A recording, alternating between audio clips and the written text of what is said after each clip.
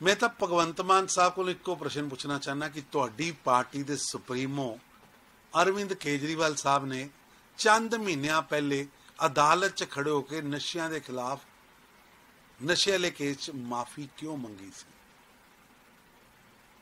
ऐसे ही तरह के केस च विक्रम मजीठिया को पहले तुसीं माफी मंगते हो, लिखित माफी मंगते हो, हुण उहदे ते कार्रवाई कर रहे हो। या तो वह झूठ सी या अज झूठ है।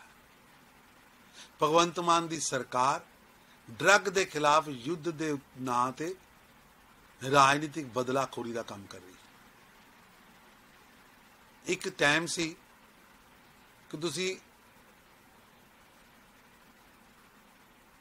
तुहाडे सुप्रीमो खुद जाके अदालत के अपने केस लिखित माफी मंग के आए, और अज 25 जून वाले आपातकाल वाले दिन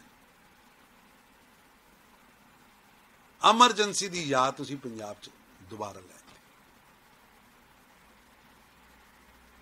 इंदिरा गांधी ने 25 जून 1975 च एमरजेंसी ला के अपनी तानाशाही अपने अहंकार दे नाल पूरे देश के लोकतंत्र को खत्म किया। 25 जून 2025 केजरीवाल साहब ने अपने अहंकार और तानाशाही को पूरा करने वास्ते भगवंत मान की सरकार ने पंजाब च अघोषित एमरजेंसी लगा दी है। झूठे मुकदमे पाए जा रहे। तुहाडी नाकामी बचाओ अपनी नाकामी ने, लेकिन अपनी नाकामी नूं ढक्कन वास्ते, अपनी नलैकी नूं ढक्कन वास्ते झूठे परचे पाए जा रहे। पंजाब सरकार लड़ाई लड़े नशियां के खिलाफ, असीं नाल, लेकिन नशियां की आड़ च विपक्ष मुक्त पंजाब बनाने का प्रयास ना करें। सर, वहीं आम आदमी पार्टी की तरफ से कहा जा रहा है कि बनती कार्रवाई जो है वो की जाएगी। कौन रोक रहा है बंदी कार्रवाई तो? लेकिन तुहाडे कोल कार्रवाई का कोई ट्रेल ही नहीं। कोई या तो दसो कि तुहाडे कोल कोई तथ्य है, कोई अपने जिहड़ा एडा वड्डा तुसीं नशे के खिलाफ युद्ध शुरू किया, इहदे च डिस्ट्रीब्यूटर कौन है, माल कौन लिया रहा है, वंड कौन रहा है? पर्ची वाला नहीं, पेटी वाला किथे है, कौन बोरियां च लैके आ रहा है, कदों फड़ोगे, कौन डिस्ट्रीब्यूटर है, कौन फड़ेगा? अपनी नलैकी तो ध्यान हटाने से ऑपरेशन विपक्ष समाप्त करो चलाया गया है।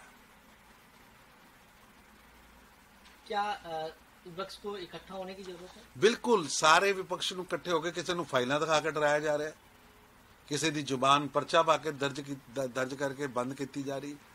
ये अलोकतांत्रिक प्रक्रिया, यह तरीका गलत है।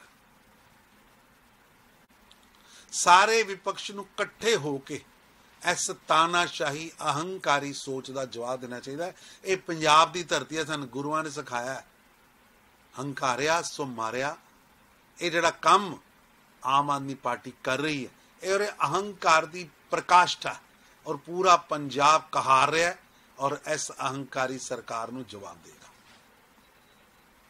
कांग्रेस सवाल इलेक्शन कमीशन पर खड़े कर रही है हरियाणा और महाराष्ट्र के चुनाव को लेकर। कांग्रेस को ना तो जनादेश है, ना जनादेश पर उनको भरोसा है, ना ही लोकतंत्र की पवित्रता पर भरोसा है। हार सामने स्पष्ट दिखती है तो ईवीएम और वोटर लिस्ट पर आप आरोप लगा रहे हैं। मैं पूछना चाहता हूं राहुल गांधी जी, जरा बताइए कि महाराष्ट्र के अंदर हजारों बूथों पर चुनाव हुआ, आपके बीएलए ने कोई ऑब्जेक्शन दिया? आपके पोलिंग एजेंट ने कोई ऑब्जेक्शन दिया? आपके काउंटिंग एजेंट ने कोई ऑब्जेक्शन दिया? आपके कैंडिडेट ने ऑब्जेक्शन दिया? ना हरियाणा में दिया, ना महाराष्ट्र में दिया। आप दिल्ली में बैठकर झूठी बयानबाजी जारी कर रहे हो, आपके चुनाव लड़ने वालों ने कोई ऑब्जेक्शन नहीं दिया। और आज आप चुनाव की बात कर रहे हो, हिसाब मांग रहे हो महाराष्ट्र और हरियाणा का। तेलंगाना का मांगिए ना, कर्नाटका का मांगिए, हिमाचल का मांगिए, क्योंकि वहां आप जीत गए तो ईवीएम ठीक। जनता ने आपको नकार दिया, आपके अहंकार को चोट दी तो ईवीएम खराब। ये कैसे चलेगा? ये दोहरा मापदंड है।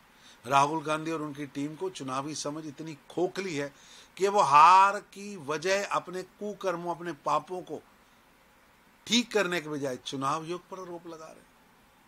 ये साजिश के तहत कांग्रेस बौखलाहट में, हताशा में, निराशा में एक अस्थिर, अपरिपक्व नेतृत्व का परिचायक बन चुकी है। जनता बार बार उन्हें जवाब दे रही है, लेकिन जनता के जवाब, जनता की सजा को समझने की बजाय चुनाव आयोग को घेरने का झूठा नाटक किया जा रहा है। पवित्र अमरनाथ की यात्रा